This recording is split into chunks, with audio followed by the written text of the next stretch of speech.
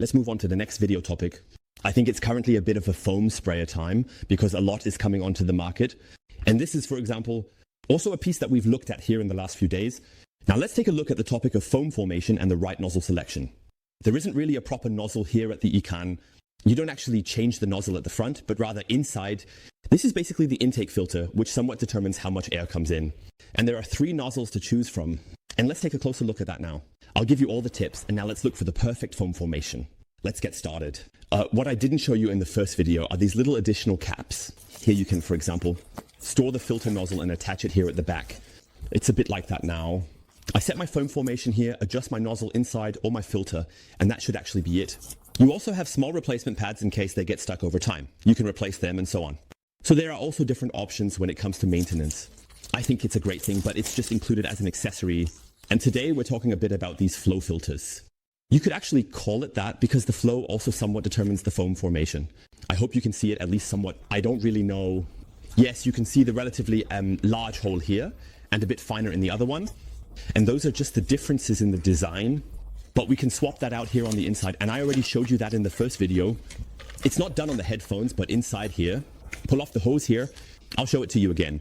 And everyone is still a bit wet from yesterday. That means here too, you can easily slip off with your fingers. So you first have to dry it off because otherwise you have absolutely no grip. It's also relatively hard to get to. You kind of have to wrap your hand around this pump body a bit and then pull it here. What I don't recommend to you, I really recommend moving it back and forth a lot, like pulling and working it side to side, because otherwise you'll eventually damage the connection inside here. So I would completely advise against that. At the beginning, it's a bit of a hassle to get this out because when it's still wet, it's really hard to pull out. And you see, you can move it back and forth here, but it's not designed for that. That means if you see something like that, I advise you completely against it. You'll eventually damage the connection inside here. And that's why I showed it to you. Take a small pair of pliers, squeeze gently, just very lightly, and then you can just pull it out here. See that? And you can see how tight it fits. And that's why you should be careful. But you don't do that 3 times a week or change the nozzles 5 times on a Saturday at the SP box here. But you can tell it's really tight in there. And we'll start here with this nozzle. And you can already see it has a relatively large opening. That means a lot of product comes along. And at the same time, you have a bit less air content. And you just have to test it out. And we'll start with the one that is, so to speak, the most watery nozzle. And I'm putting it back in now. And you'll notice again how tight it is. Even just pushing it in, you really have to press hard against it. And you can hear how it slams in.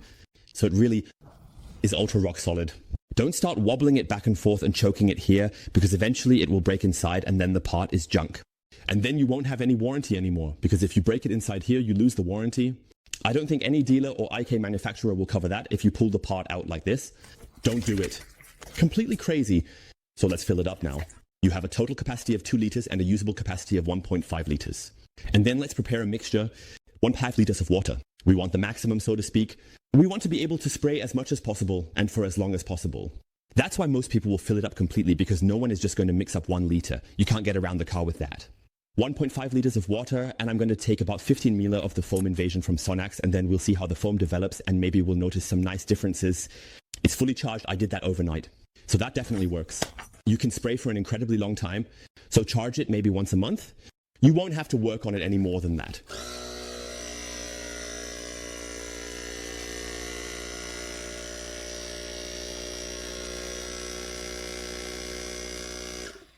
I think that was about 8 or 9 seconds. I'll show you the time right here again. So that goes super fast. There's no waiting time. So shall we start spraying? I'm curious.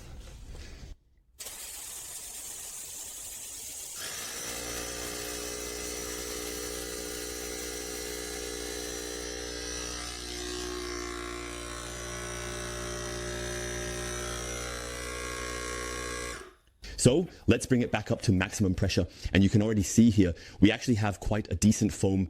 Look, we can clearly see that the watery part is definitely noticeable. You can see it nicely down here, but it still sticks quite well. Well, I have to say, this nozzle or pass-through filter, you can call it whatever you want, will, I think, definitely be necessary for one person or another. Especially if you want to use even more snow foam, or if your mixture is specified by the manufacturer. But depending on what kind of foam you're using, you can see here with the Sonax foam invasion at 15 ml, just look how nicely it covers. It's like it's applied with wall paint here. and even though it's still running down here and is a bit too watery for my taste, it slowly pulls back up here at the top. I think that's completely fine. I'm going to switch it up again. We'll keep the same mixture and move to the medium nozzle.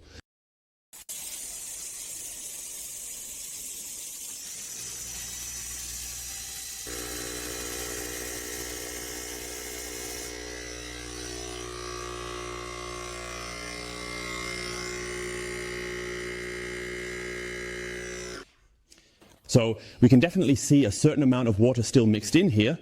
Now with medium, that obviously varies as well. First, which foam you are working with, and second, what dosage you are using. If I put in 15-20 instead, that changes everything again. So you can just play around with it comfortably, but I still think it's beautifully covering. I can also spray a bit further over here so that we can have it completely fresh again. I'll start from the back. Just look at the spray angle, it's amazing.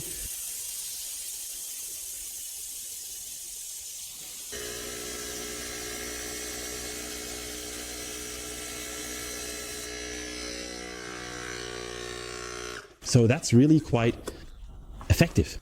From about here to here, you couldn't see it so well on the tire. About up to here, that's really 10, 20, 30, 40, 50, 60 centimeters in that direction.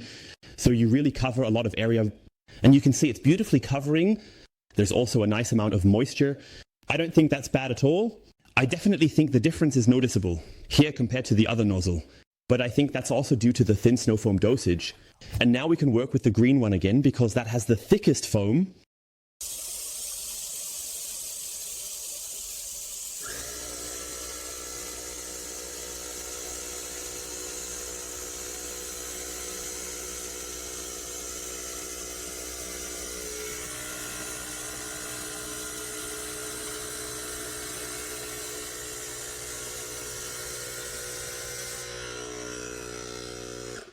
And you can already see that where we sprayed earlier, there's a bit more moisture content, but you can nicely do one strip at the bottom and one strip at the top.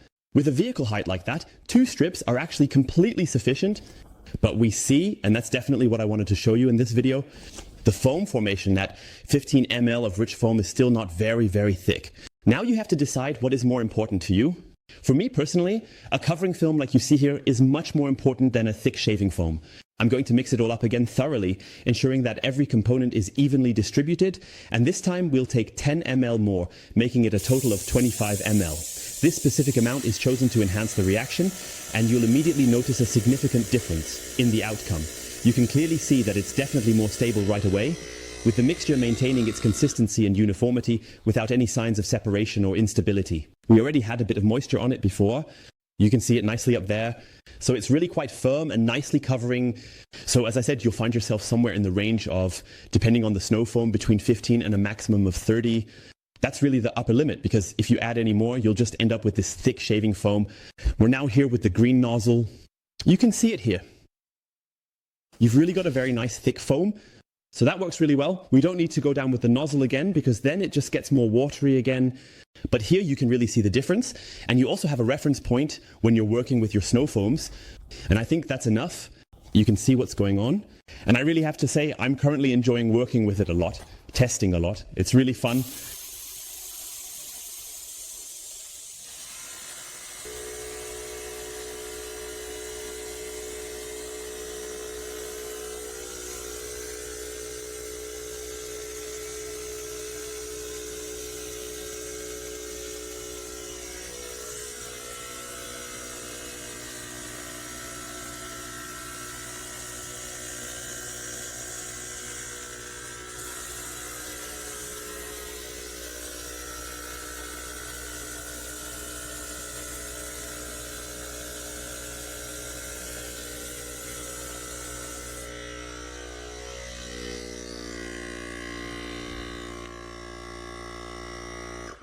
We immediately noticed a positive point. We don't need much product no matter which nozzle you use. You have an extremely low consumption, and that's great. You'll actually need somewhere between 15 and a maximum of 25 ml. With the really good, highly concentrated snow foams, you'll easily stay under 15 ml. So nothing here with 60, 70 or 80 ml for the entire amount of water. That's way too much used. And that was already the case with the first iKFoam Pro 2. Basically, it's the same spray head, and that's why the consumption doesn't change here either, because you just have everything pressurized at the bottom. So it makes sense that this part also works with a very low consumption. I think I was able to help you out a bit with that. If you have any questions about that, just drop them in the comments. I'll say it again, the difference between the nozzles is there, but it's not extreme. So in the end, you'll really just be, my tip is to start with the medium nozzle, the gray one. It should already be fully assembled at the beginning, and first set up a snow foam mixture of 15 ml with 1.5 liters of water. It's like a kind of test spot method or testing method. With that, you can easily see where the journey is headed, and then you won't take long to find your perfect foam pattern. And I actually don't need to say more about that part. You know the spray pattern, you know the spray duration, and in the next few days we will look at the next topics.